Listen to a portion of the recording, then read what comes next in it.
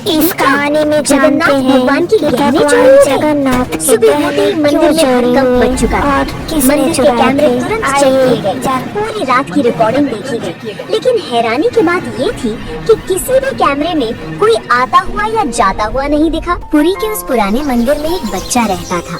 कोई बाहर वाला देखे तो सोचे कि मंदिर में बच्चा कैसे रह सकता है, लेकिन जो लोग वहाँ रोज आते थे वो जानते थे कि ये बच्चा मंदिर का ही हिस्सा था। उसका कोई नाम कागजों में नहीं था, न माँ थी, न बाप, न कोई पहचान। लोग उसे बस मुगु कहकर बुलाते थे। मुगु की उम्र कोई 8 या 9 साल रही होगी। फटे कपड़े, नंगे पैर और आंखों में एक अजीब सी शांति। वो मंदिर में ही सोता था, मंदिर में ही भूखा रहता था और मंदिर में ही हंस लेता था। जब कोई उससे पूछता कि तेरा घर कहाँ है, तो वो बिना सोचे सीधा भगवान जगन्नाथ की मूर्ति की तरफ देखता और कहता, यही जहाँ जगन्नाथ जी रहते हैं। लोग इसे बच्चों की मासूमियत समझते थे, लेकिन मुगु मजाक नहीं कर रहा होता था। मुगु भगवान जगन्नाथ को भगवान नहीं मानता था, वो उन्हें अपना सबसे अच्छा दोस्त मानता था। हर सुबह वो मूर्ति के सामने बैठकर बोलता, आज देर हो गई दोस्त, पुजारी अंकल ने झाड़ू नहीं दी।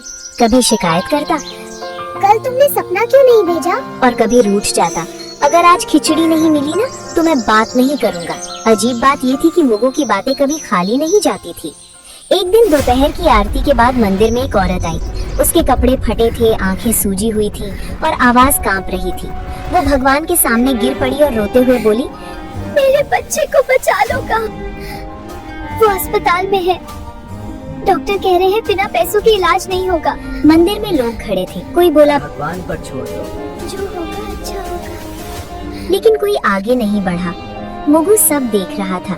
वो धीरे से उस औरत के पास गया और पूछा, आंटी आपका बच्चा कितना छोटा है? औरत ने रोते हुए कहा, तेरे जितना। मुगु चुप हो गया। उस रात जब मंदिर बंद हो गया और सब लोग चले गए, मुगु अकेला भगवान के सामने बैठा रहा। बहुत देर तक वो कुछ नहीं बोला, फिर धीरे से पूछा, दोस्त, वो बच्चा मर जाएगा क्या? मूर्ति चुप थी। मुगु की आंखें भर आईं। उसने कहा, अगर उसके पास माँ है तो उसे क्यों ले जाओगे? उसी पल मुगु को ऐसा लगा जैसे किसी ने बहुत पास से कहा हो, मेरी मोतियों की माला ले जाओ। मुगु घबरा गया। उसने मूर्ति की तरफ देखा और बोला, आप नाराज नहीं आप नाराज नहीं होगे? कोई जवाब नहीं आया, लेकिन मुगु की नजर माला पर टिक गई। अगली सुबह मंदिर में हड़कंप मच गया। पुजारी चिल्लाने लगे, अरे ये क्या, भगवान की मोतियों की माला गायब है। कैमरे चेक किए गए, पूरी रात की रिकॉर्डिंग देखी गई, लेकिन ना कोई आता दिखा ना कोई जाता। तभी एक आदमी बोला, कल रात मैंने उसी बच्चे को मंदिर में घूमते देखा था। सबकी नजर एक साथ मुगु पर चली गई। मुगु कुछ नहीं बोला, उसकी मुट्ठी कांप रही थी। उसी समय मंदिर के बाहर वही औरत खुशी से रो रही थी। वो सबको बता रही थी कि किसी ने भगवान की माला बेचकर उसके बच्चे का ऑपरेशन करवा दिया।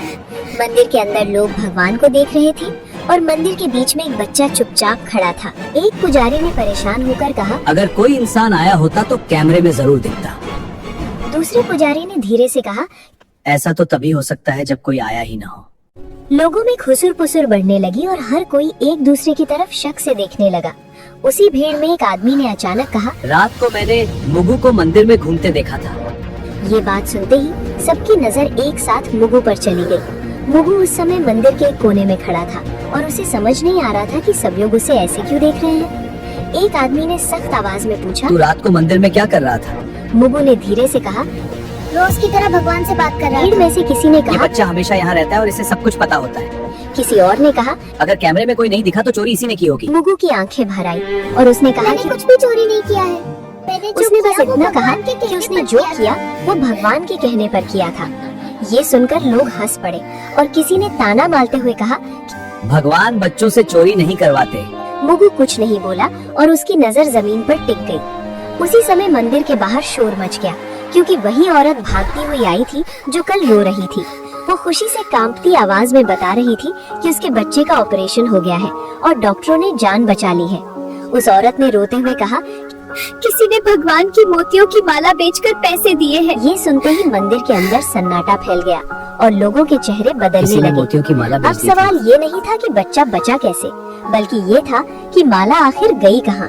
मुगु अब भी चुपचाप खड़ा था और उसे नहीं पता था कि अगला सवाल सीधे उसी की जिंदगी बदलने वाला है। मंदिर के अंदर अब माहौल बदल चुका था और जो लोग सुबह तक चमत्कार की बात कर रहे थे वही अब सवाल पूछ रहे थे। हर नजर मुगु पर टिकी थी। और किसी को उसकी मासूमियत दिखाई नहीं दे रही थी। एक आदमी ने ऊंची आवाज में कहा कि अगर माला भगवान के कहने पर ली गई थी तो वो अभी वापस क्यों नहीं आई। मुगु ने घबराई हुई आवाज में कहा, मुझसे कहा गया था कि वो माला उस माँ को दे आओ ताकि उसका बच्चा बच सके।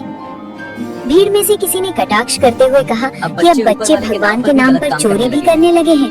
दूसरे आदमी ने कहा कि ऐसे बहाने हर चोर बनाता है। मुगु ने रोते हुए कहा कि वो झूठ नहीं बोल रहा है और उसने कुछ भी अपने लिए नहीं रखा।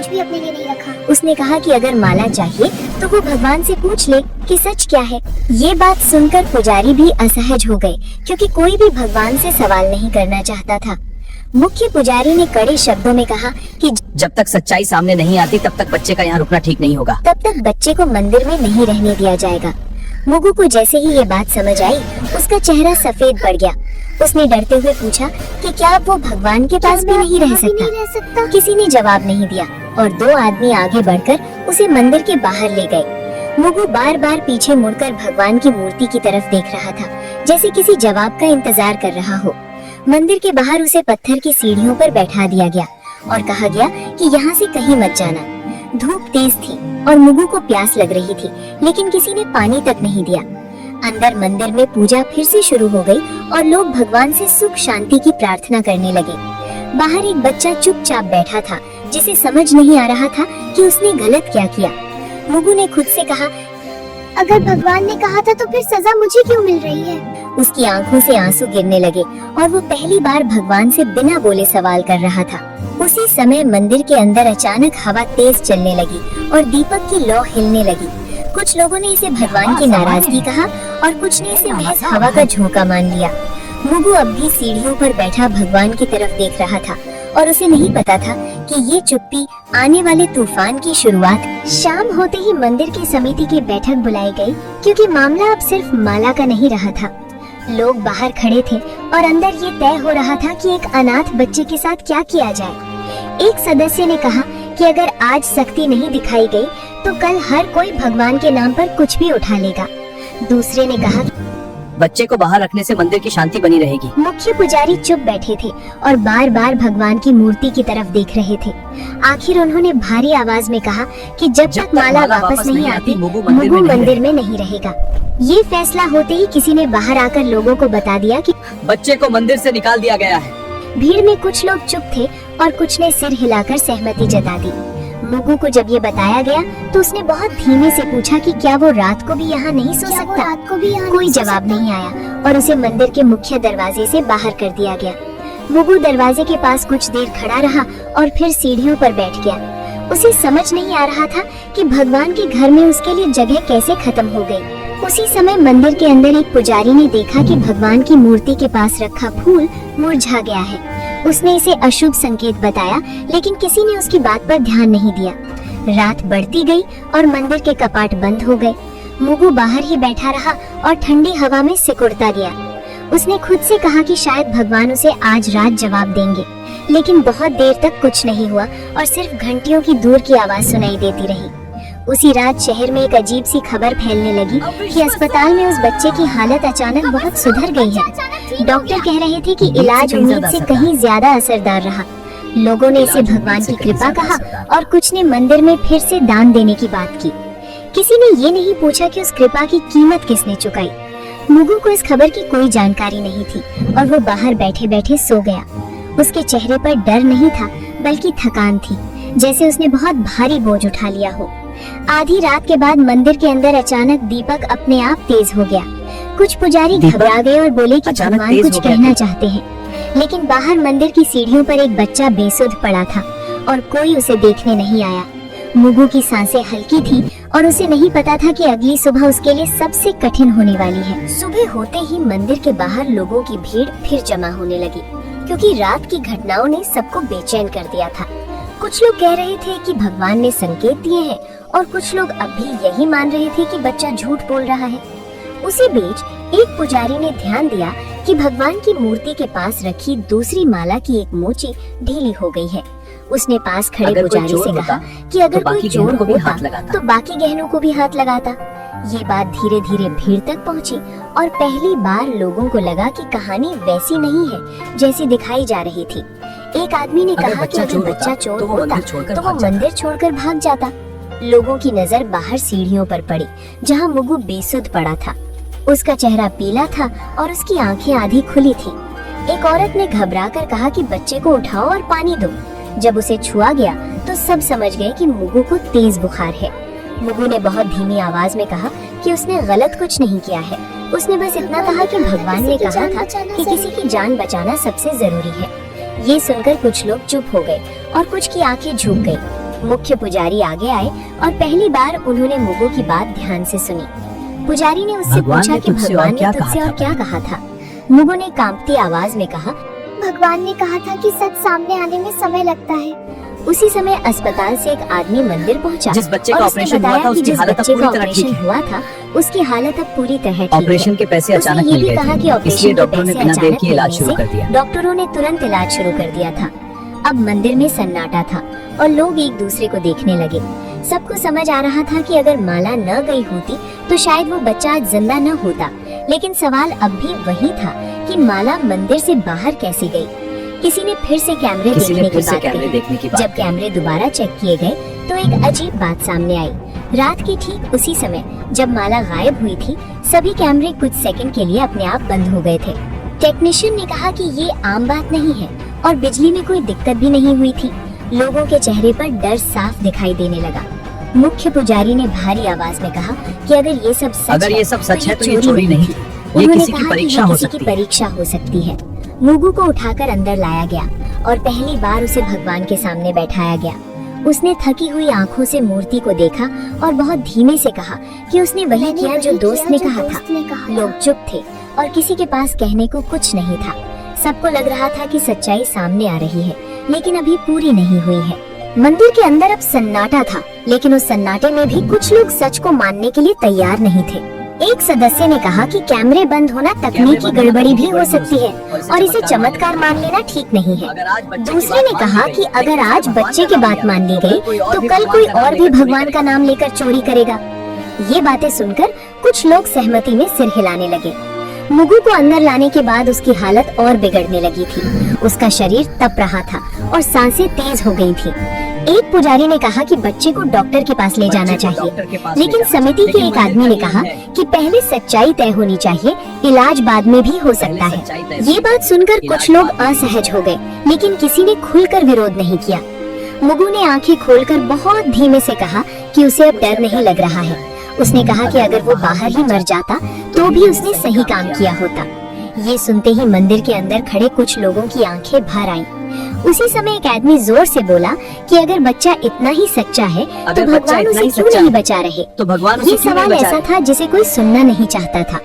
मुगु ने कमजोर आवाज में कहा कि भगवान हमेशा किसी को बचाने नहीं आते। उसने कहा कि कभी कभी भगवान चाहते हैं कि इंसान सही फैसला ले। ये बात सुनते ही मंदिर में कुछ लोगों को गुस्सा आ गया। एक आदमी ने कहा कि ये बच्चा भगवान बनकर बोल रहा है। मुगु ने बहुत मुश्किल से मुस्कुराते हुए कहा कि वो भगवान नहीं है, बस दोस्त की बात बता रहा है। उसकी आंखें धीरे धीरे बंद होने लगी। उसी समय बाहर से आवाज आई कि एम्बुलेंस आ गई है। कुछ लोग राहत की सांस लेने लगे और कुछ अब भी खड़े रहे। जब मुगु को उठाकर बाहर ले जाया गया तो मंदिर के अंदर अचानक तेज हवा चली। दीपक की लौ एक पल के लिए सीधी खड़ी हो गई। कुछ पुजारी डर गए और बोले कि अब देर हो चुकी है। किसी ने पूछा कि किस बात के लिए देर हो चुकी है, लेकिन कोई जवाब नहीं आया। मुगु को एम्बुलेंस में डाल दिया गया और दरवाजा बंद हो गया। उसकी उंगलियां ढीली पड़ रही थीं और उसकी सांस बहुत हल्की हो गई थी। मंदिर के अंदर लोग अब भी बहस कर रहे थे कि सच क्या है।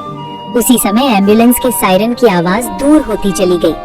मुख्य पुजारी ने भगवान की मूर्ति की तरफ देखा और पहली बार उनकी आंखें भर आईं। उन्हें समझ आ गया था कि सही और गलत के बीच का वक्त बहुत कीमती होता है। एम्बुलेंस के जाते ही मंदिर के अंदर एक अजीब सी खामोशी फैल गई और बहस अपने आप रुक गई। लोग एक दूसरे का चेहरा देख रहे थे, जैसे सबको अचानक समझ आ गया हो कि अब शब्द बेकार है।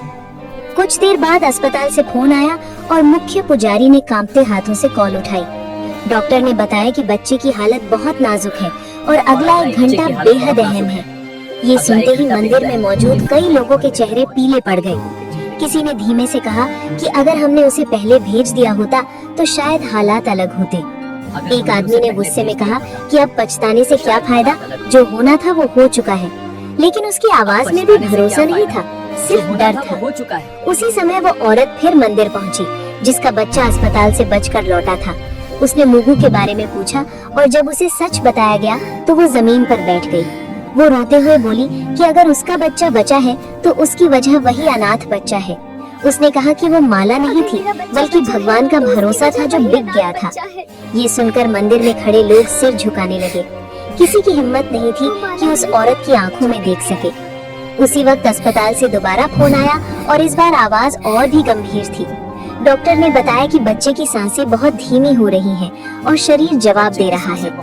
मुख्य पुजारी ने बिना कुछ बोले फोन रख दिया। उन्होंने पहली बार साफ शब्दों में कहा कि ये सब किसी चोरी की कहानी नहीं थी। उन्होंने कहा कि ये परीक्षा थी और हम सब उसमें फेल हो गए। उनकी आवाज में गुस्सा नहीं था, सिर्फ टूटन थी। कुछ लोग रो पड़े और कुछ बस दीवार की तरफ देखते रहे। हर किसी को लग रहा था कि अगर समय को थोड़ा पीछे किया जा सकता तो सब कुछ बदल सकता था। मंदिर के बाहर अचानक तेज हवा चली और धूल उड़ने लगी। कई लोगों ने इसे भगवान का संकेत माना, लेकिन अब किसी के पास जवाब नहीं था। अस्पताल से आखिरी बार फोन आया और इस बार लाइन के उस तरफ सिर्फ सन्नाटा था।